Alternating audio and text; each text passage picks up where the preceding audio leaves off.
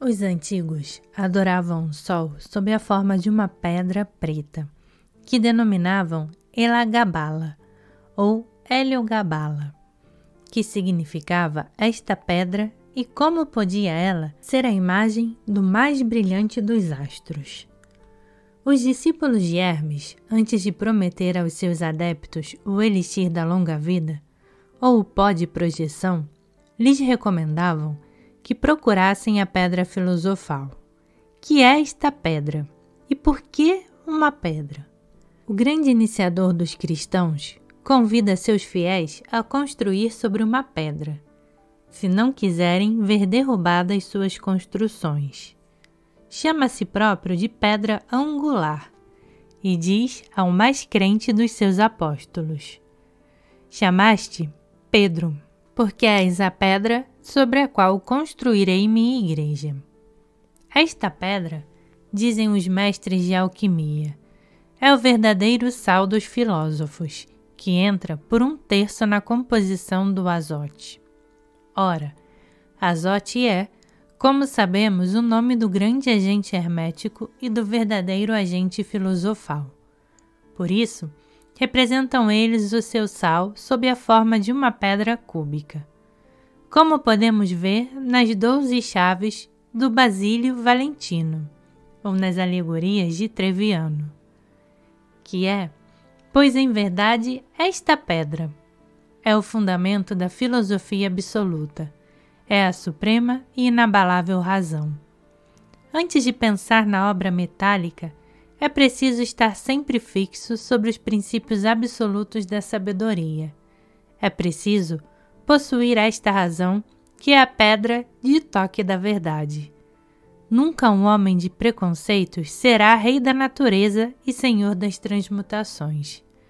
A pedra filosofal é, pois, antes de tudo, necessária. Mas como achá-la? Hermes nos ensina na sua tábua de esmeralda. É preciso separar o sutil do fixo, com grande cuidado e uma atenção extrema. Assim devemos desembaraçar as nossas certezas das nossas crenças e fazer bem distintos os domínios respectivos da ciência e da fé.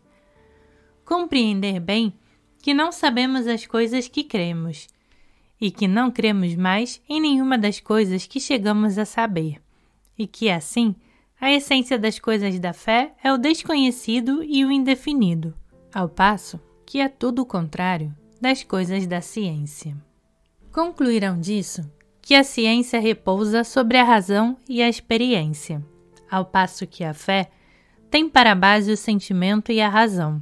Em outros termos, a pedra filosofal é a verdadeira certeza que a prudência humana dá às investigações conscienciosas e à dúvida modesta, ao passo que o entusiasmo religioso a dá exclusivamente à fé. Ora, ela não pertence nem à razão sem aspirações desrazoáveis. A verdadeira certeza é a aquiescência recíproca da razão, que sabe ao sentimento que crê, e do sentimento que crê, a razão que sabe. A aliança definitiva da razão e da fé resultará não da sua distinção e separação absolutas, mas do seu exame mútuo e do seu concurso fraterno. Tal é o sentido das 2 colunas do pórtico de Salomão, uma das quais é branca e a outra preta. Elas são distintas e separadas, até são contrárias em aparência, mas a força cega quer reuni-las, aproximando-as. A abóbada do templo se desmoronará, porque separadas têm uma idêntica força. Reunidas são 2 forças que se destroem mutuamente. É pela mesma razão que o poder espiritual se enfraquece, quando quer usurpar o temporal, e que o poder temporal perece, vítima da sua usurpação do poder espiritual. Gregório VII perdeu o papado e os reis cismáticos perderam e perderão a monarquia. O equilíbrio humano tem necessidade de 2 pés. Os mundos gravitam sobre 2 forças. A geração exige 2 sexos. Tal é o sentido do arcano de Salomão, figurada pelas duas colunas do tempo, Jaquim e Boas. O Sol e a Lua dos alquimistas correspondem ao mesmo símbolo e concorrem para o aperfeiçoamento e a estabilidade da pedra filosofal. O Sol é o signo hieroglífico da verdade, porque é a fonte visível da luz, e a pedra bruta é o símbolo da estabilidade. É por isso que os antigos magos tomavam a pedra Elagabala pela própria figura do Sol. E é também por isso que os alquimistas da Idade Média indicavam a pedra filosofal como o primeiro meio de fazer o ouro filosófico, isto é, de transformar todas as forças vitais figuradas pelos 6 metais em Sol, isto é, em verdade e em luz, primeira e indispensável operação da grande obra, que leva às adaptações secundárias e que faz, pelas analogias da natureza, achar o ouro natural e grosseiro aos criadores do ouro espiritual e vivo, aos possuidores do verdadeiro sal, do verdadeiro mercúrio e do verdadeiro enxofre filosófico. Achar a pedra filosofal é, pois ter descoberto o absoluto, como dizem alhures, todos os mestres. Ora, o absoluto é o que não admite mais erro, é o fixo do volátil, é a regra da imaginação, é a própria necessidade do ser, é a lei imutável de razão e verdade. O absoluto é o que é. Ora que está em algum senso, precede ele que é. O próprio Deus não existe sem razão de ser, e só pode existir em virtude de uma suprema e inevitável razão. É, pois, esta razão que é o absoluto. É nela que devemos crer, se quisermos que a nossa fé tenha uma base razoável e sólida. Puderam dizer, nos nossos dias, que Deus é somente uma hipótese, mas a razão absoluta não o é. Ela é essencial ao ente. São Tomás disse: uma coisa não é justa porque Deus a quer, mas Deus a quer porque ela é justa.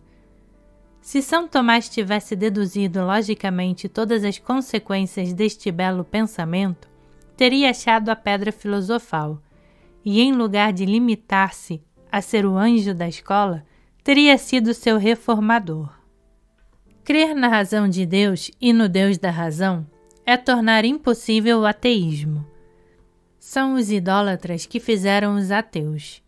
Quando Voltaire dizia se Deus não existisse, era preciso inventá-lo, ele antes sentia que não entendia a razão de Deus.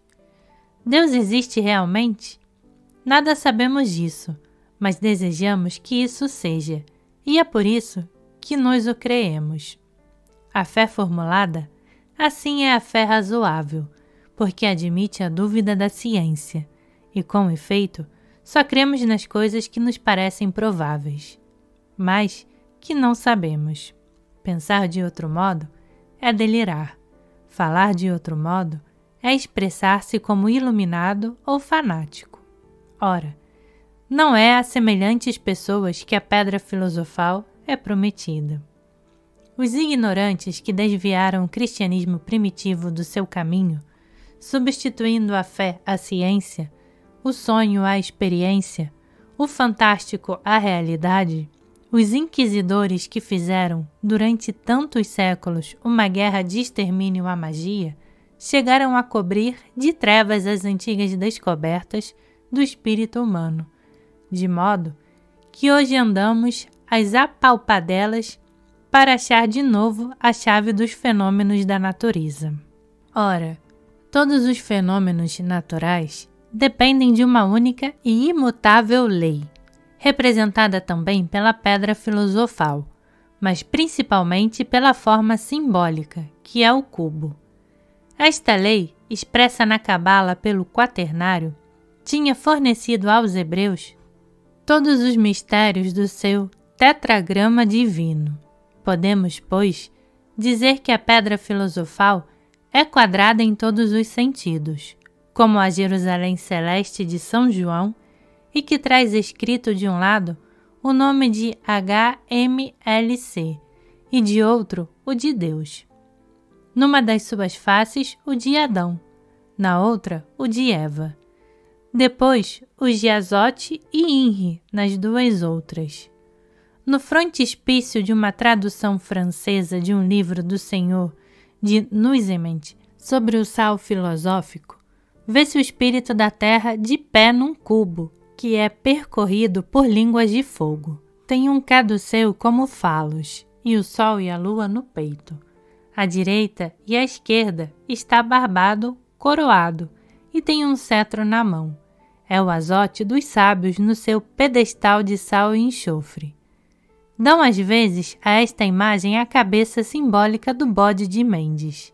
É o Bafomé dos Templários, o bode do Sabá, e o verno dos gnósticos, imagens bizarras que serviam de espantalho ao vulgo, depois de terem servido para as meditações dos sábios.